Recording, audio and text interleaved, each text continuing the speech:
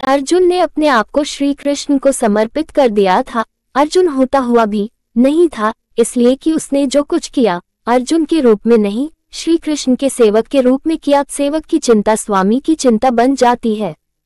अर्जुन का युद्ध अपने ही पुत्र बब्रुवाहन के साथ हो गया, जिसने अर्जुन का सिर धड़ से अलग कर दिया और कृष्ण दौड़े चले आए। उनके प्रिय सखा और भक्त के प्राण जो संकट में पड़ गए थे। अश्वमेध यज्ञ का घोड़ा बब्रुवाहन ने पकड़ लिया और घोड़े की देखभाल की जिम्मेदारी अर्जुन पर थी। बब्रुवाहन ने अपनी मां चित्रांगदा को वचन दिया था कि मैं अर्जुन को युद्ध में परास्त करूंगा, क्योंकि अर्जुन चित्रांगदा से विवाह करने के बाद लौटकर नहीं आया था और इसी बीच चित्रांगदा ने बब्रुवाहन को जन्म दिया था। चित्रांगदा अर्जुन से नाराज थी और उसने अपने पुत्र को ये तो कह दिया था कि तुमने अर्जुन को परास्त करना है, लेकिन यह नहीं बताया था कि अर्जुन ही तुम्हारा पिता है। और बब्रुवाहन मन में अर्जुन को परास्त करने का संकल्प लिए ही बड़ा हुआ। शस्त्र विद्या सीखी, कामाख्या देवी से दिव्य बाण भी प्राप्त किया अर्जुन के वध के लिए। और अब बब्रुवाहन ने अश्वमेध के अश्व को पकड़ लिया तो अर्जुन से युद्ध स्वयंभावी हो गया। भीम को बब्रुवाहन ने मूर्छित कर दिया और फिर अर्जुन और बब्रुवाहन का भीषण संग्राम हुआ। अर्जुन को परास्त कर पाना जब असंभव लगा तो बब्रुवाहन ने कामाख्या देवी से प्राप्त हुए दिव्य बाण का उपयोग कर अर्जुन का सिर धड़ से अलग कर दिया।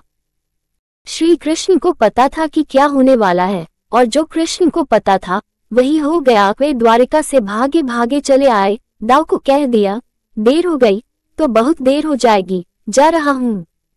कुंती विलाप करने लगी, भाई विलाप करने लगे। अर्जुन पांडवों का बल था, आधार था, लेकिन जब अर्जुन ही न रहा तो जीने का क्या लाभ। माँ ने कहा, बेटा तुमने बीच मझधार में ये धोखा क्यों दिया। माँ बच्चों के कंधों पर इस संसार से जाती है और तुम मुझसे पहले ही चले गए। ये हुआ कैसे, ये हुआ क्यों। जिसके सखा श्री कृष्ण हो, जिसके सारथी श्री कृष्ण हो, वही हो निष्प्राण धरती पर नहीं लेट सकता।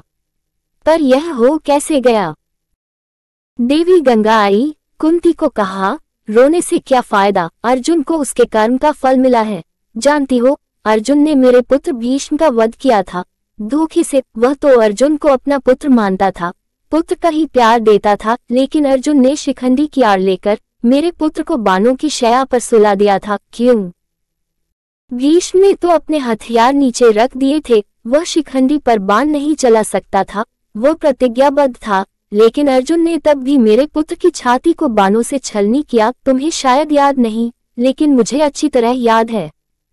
तब मैं भी बहुत रोई थी। अब अर्जुन का सिर धड़ से अलग है। बब्रुवाहन ने जिस बाण से अर्जुन का सिर धड़ से अलग किया है वह कामाख्या देवी माध्यम से मैंने ही दिया था। अर्जुन को परास्त कर पाना बब्रुवाहन के लिए कठिन था। आखिर उसने मेरे ही बाण का प्रयोग किया और मैंने अपना प्रतिशोध ले लिया। अब क्यों रोती हो कुंती।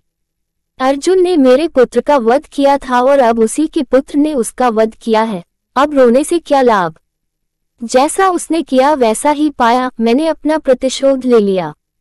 और प्रतिशोध शब्द भगवान श्री कृष्ण ने सुन लिया, हैरान हुए। अर्जुन का सिर धड़ से अलग था और गंगा मैया भीष्म की मां अर्जुन का सिर धड़ से अलग किए जाने को अपने प्रतिशोध की पूर्ति बता रही हैं।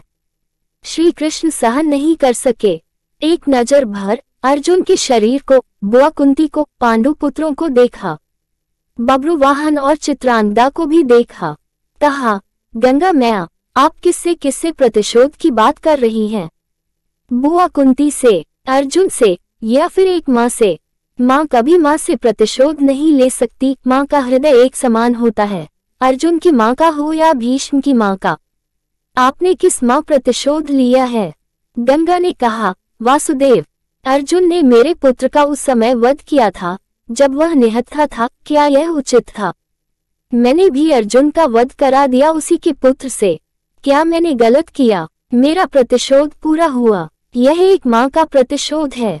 श्री कृष्ण ने समझाया, अर्जुन ने जिस स्थिति में भीष्म का वध किया वह स्थिति भी तो पितामह ने ही अर्जुन को बताई थी, क्योंकि पितामह युद्ध में होते तो अर्जुन की जीत असंभव थी और युद्ध से हटने का मार्ग स्वयं पितामह ने ही बताया था। लेकिन यहाँ तो स्थिति और है। अर्जुन ने तो बब्रुवाहन के प्रहारों को रोका ही है, स्वयं प्रहार तो नहीं किया, उसे काट तो नहीं। और यदि अर्जुन ये चाहता तो क्या ऐसा हो नहीं सकता था। अर्जुन ने तो आपका मान बढ़ाया है। कामाख्या देवी द्वारा दिए गए आपके ही बाण का प्रतिशोध लेकर आपने पितामह का, अपने पुत्र का भी भला नहीं किया।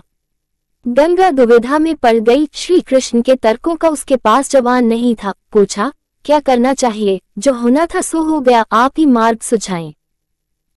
श्री कृष्ण ने कहा, आपकी प्रतिज्ञा पूरी हो गई, उपाय तो किया ही जा सकता है, कोई रास्ता तो होता ही है। जो प्रतिज्ञा आपने की वह पूरी हो गई। जो प्रतिज्ञा पूरी हो गई तो अब उसे वापस भी लिया जा सकता है। यदि आप चाहें तो क्या नहीं हो सकता? कोई रास्ता तो निकाला ही जा सकता है।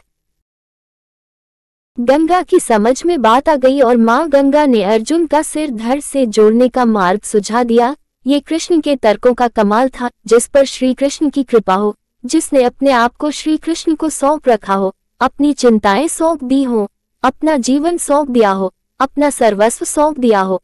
उसकी रक्षा के लिए श्री कृष्ण बिना बुलाए चले आते हैं। द्वारिका से चलने पर दाऊ ने कहा था, कान्हा, अब अर्जुन और उसके पुत्र के बीच युद्ध है, कौरवों के साथ नहीं, फिर क्यों जा रहे हो? तो कृष्ण ने कहा था, दाऊ, अर्जुन को पता नहीं कि वह जिससे युद्ध कर रहा है वह उसका पुत्र है, इसलिए अनर्थ हो जाएगा और मैं अर्जुन को अकेला नहीं छोड़ सकता। भगवान और भक्त का नाता ही ऐसा है, दोनों में दूरी नहीं होती, और जब भक्त के प्राण संकट में हो तो भगवान चुप नहीं बैठ सकते। अर्जुन का सारा भाव हो और कृष्ण दूर रहे, ये हो ही नहीं सकता। याद रखें, जिसे श्री कृष्ण मारना चाहे कोई बचा नहीं सकता, और जिसे वह बचाना चाहे उसे कोई मार नहीं सकता। अर्जुन और श्री कृष्ण है ही एक, नर और नारायण।